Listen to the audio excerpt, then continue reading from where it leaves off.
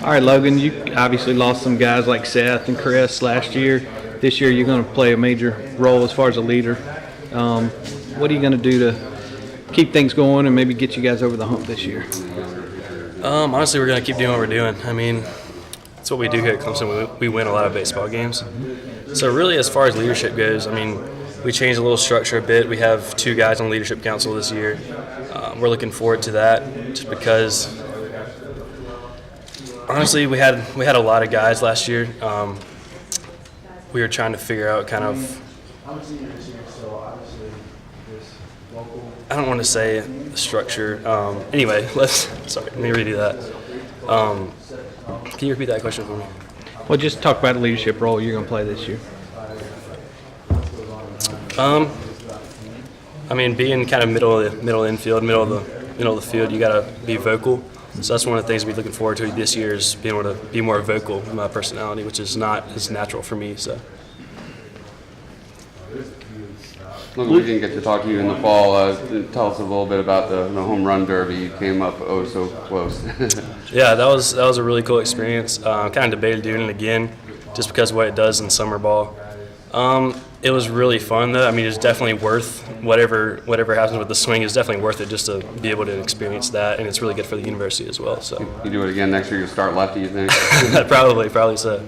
Losing Seth and Chris, you lose a lot of power. Is this team going to have to be more able to manufacture runs this year than rely on that long Absolutely. ball? I mean, between those 2 guys, just last year it was probably 40 home runs, I think, and then past couple of years it's close to 100.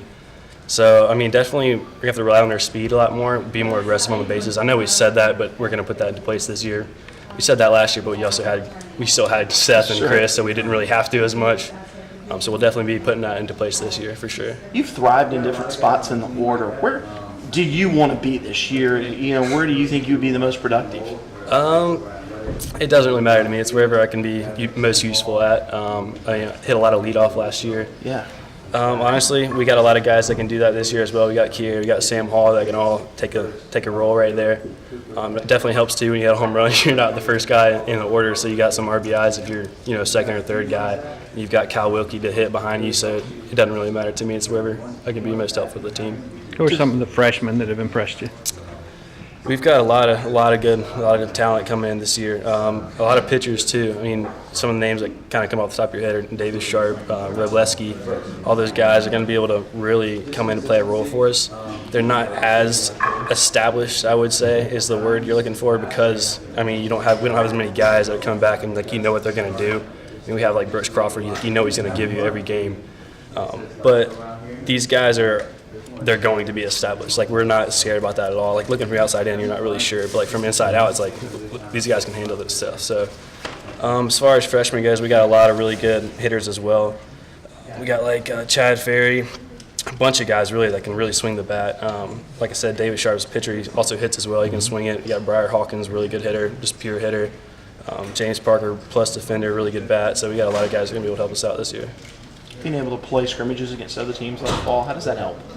That helps a lot, especially with the guys coming in, just to see what they can do in kind of a different environment where you're not getting, monotonous, playing the same guys over and over. You know how they're going to pitch you, you know what they have, and it really kind of amps up the competitiveness. I mean, you really have to take it to the next level when you're playing somebody else. I mean, it naturally happens for college athletes. Like, you're just going to naturally play better in general. But I think you definitely can see what the freshmen are able to do in those pressure-type situations. Logan, everybody knows that y'all were second in the country in home runs last year, but you also set a school record in fielding percentage. How much pride do you take in the defensive part of your game? A lot. We actually have pretty much our whole infield's out there taking ground balls right now.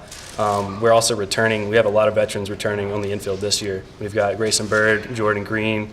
Then we're going to have a few. We got Sam Hall as well. He can play infield and outfield. We're going to be versatile at first. We're going to have a lot of guys that can play first base. You got Briar Hawkins, Davis Sharp, Birdie can actually squeeze over to first base if he needs to. Sam Hall can play third.